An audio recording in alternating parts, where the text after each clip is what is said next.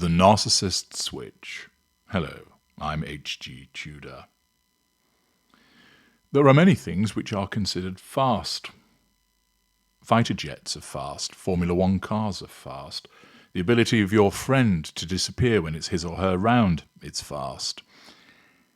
The speed of light is very fast indeed, as is also the transference of the monarchy once the king or queen dies to his or her heir. And also, ranking amongst those very fast things is the narcissist's switch. What is this? This is the ability of the narcissist to switch from being pleasant to being hate-filled, to being loving to being nasty, to flattering you to insulting you, from caring about you to offering no compassion. It's often said the narcissist is once an angel and then suddenly a devil and then can be the angel once again. What is behind this switch? Well, it's propelled by a number of factors. First of all, there is the fact that in the world of the narcissist, everything is black or white. There's no grey. You're either with the narcissist, under control, or against the narcissist, threatening control. You're only ever in one of those states. If you're under control and you're providing fuel and all the other aspects of the prime aims and not causing any problems, you're viewed as painted white. And therefore, the narcissist will continue to keep you under control with benign behaviors, flattering you, being kind to you, being funny, being interesting, taking you to pleasant places, buying you gifts, having sex with you, having great sex with you. However, should you threaten that need for control, be it either through the provision of challenge fuel or wounding, then the narcissist has to do something about it. The narcissist can't just sit there and allow this threat to control to go unchecked. The narcissist cannot allow not only the threat to control to go unchecked, but also the absence of fuel to continue. Something must address those matters and address it promptly. And this is where the narcissism responds on behalf of the narcissist by unleashing the ignited fury that lurks beneath the surface. This is where the ignited fury, be it heated or cold, suddenly is unleashed to motivate the narcissist by causing them to think about you in a particular way, to feel about you in a particular way, hatred, envy, contempt, dismissiveness, whatever it might be, so that it then causes them to do something, to insult you, to physically attack you, to prevent you from leaving the room, from giving you an icy glare, whatever it might be, because that switch has to happen promptly to ensure that the threat to control that you have exhibited is addressed without delay. There can be no hesitation, there can be no dilatory response.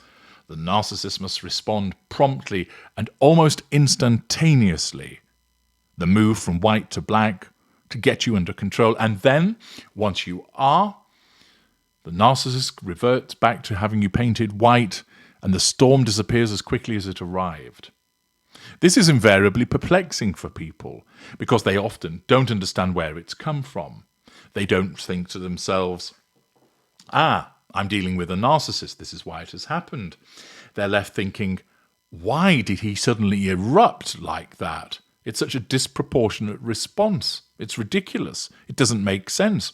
All I asked him was, what did he want for dinner? And he erupted, threw his drink against the wall, smashed the glass and stormed out. Why did he react like that? The reason is that your inquiry threatened his control in some way, and that was the result. Now, not all narcissists will necessarily result in a response where they destroy property or beat you up, but you will still get that sudden switch from a loving and kind individual to the beast appearing in front of you in some shape or form. And it's all as a consequence of you having threatened control. Invariably, you have not done so knowingly. You have cause this to occur without realizing what you're doing. And you shift from black to white with the consequential ignition of fury and the results that flow from that. So because it is such a visceral, vitriolic and stark response of the narcissist, it also stands out. You go from the height to the depth in the blink of an eye. Because you are being idolized and then suddenly devalued, the gulf between the two stands out all the more. And thus, you see this switch, this sudden change in personality. Very, very stark indeed. That is what the narcissist switch is and what propels us in the purpose that it serves. And I'm going to take you now through a real-life example taken from the Guardian newspaper, which demonstrates the experience of one victim of a narcissist and the way that he would switch. Michelle, not her real name, is a victim of coercive control. She is recovering after 7 years of hell with an abusive partner. The evidence demonstrates clearly that he's a narcissist. Robert Rawson, aged 62, appeared at Liverpool Crown Court recently to plead guilty to charges of controlling and coercive behaviour and perverting the course of justice.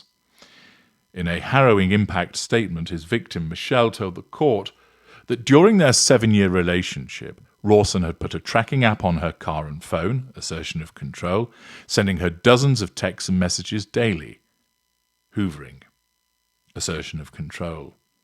Rawson, who previously worked in police support, including as a senior crime scene investigator for West Yorkshire Police, would regularly humiliate Michelle, humiliation, form of manipulation, by arresting her outside supermarkets in uniform, twisting her arm behind her back. He would also pull down her underwear and undo her bra in public. Not only is this a clear abuse of his position and power, but this is how he asserts control over her, utilizing his position within the police as a means to assert control over her and to humiliate her so that he draws a response from her. Rawson made me feel like a slave, she told the court. I've lost my ability to make decisions and I don't trust anyone. Rawson had originally pleaded not guilty to both charges, denial, the first line of the twin lines of the narcissistic defence, and also pleaded not guilty to another charge of rape. On a plea bargain, the latter charge of rape was dropped. He was sentenced to 30 months in custody for coercive control and 8 months to run concurrently for perverting the course of justice. He had bombarded Michelle with messages while on bail, demanding that she retract her statement, malign hoovering because the presence of the case against him threatened his need for control. It was repeatedly coming up on his radar, meaning that she was repeatedly coming up on his radar. His narcissism needed him to assert control over her, with the consequential impact of him hoovering her in order to assert control by trying to compel her to retract her statement and make the legal proceedings go away, thus nullifying that as a threat to control.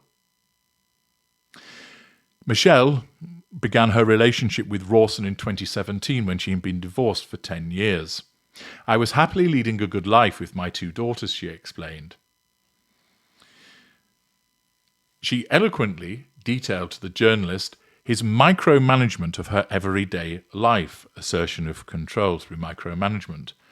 Without her consent, and to her horror, Rawson confessed that he had sent intimate photographs of her to a swingers website in which she was identifiable.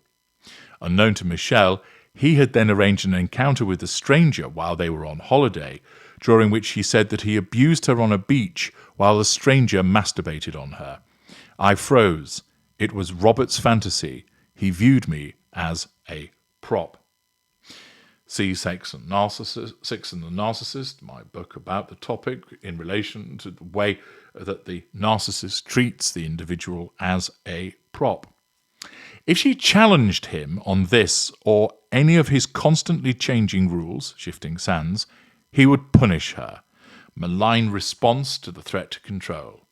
He says he urinated on her in the bath, left excrement smeared on sheets and in the bathroom, and he would urinate into a saucepan and leave it on top of the cooker. When I cleared up, I had to do it very quietly. Otherwise, he would say I was degrading him. Victim mentality, projection. Robert was always the victim, the poor, broken child. Rawson's career with the police began in 2000. He spent 17 years at West Yorkshire Police, becoming a senior serious crime investigator.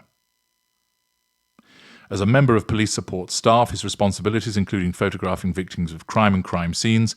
He then spent a brief time working for the Border Force at Manchester Airport and later moved to the British Transport Police. He resigned the day before he was due to appear at a gross misconduct proceeding for his treatment of Michelle, nullification of threat to control by withdrawal. Robert drove a police vehicle and wore a uniform. He loved the power of it.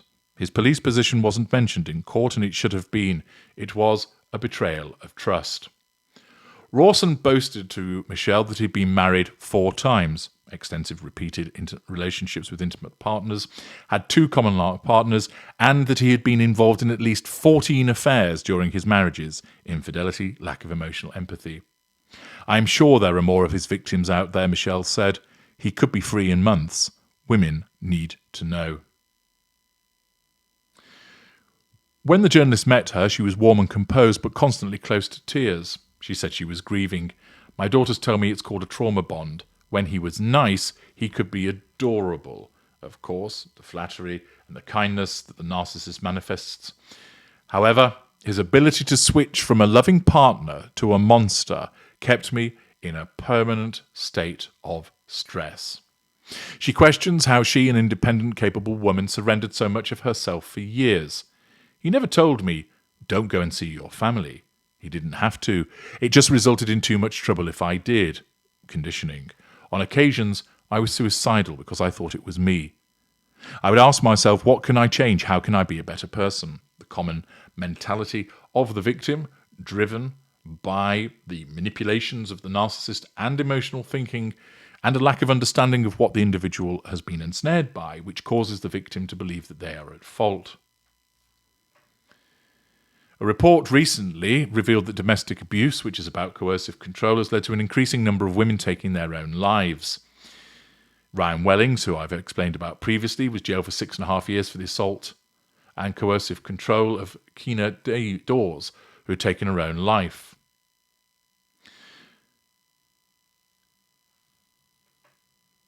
In this, Michelle explains, she would cook every day.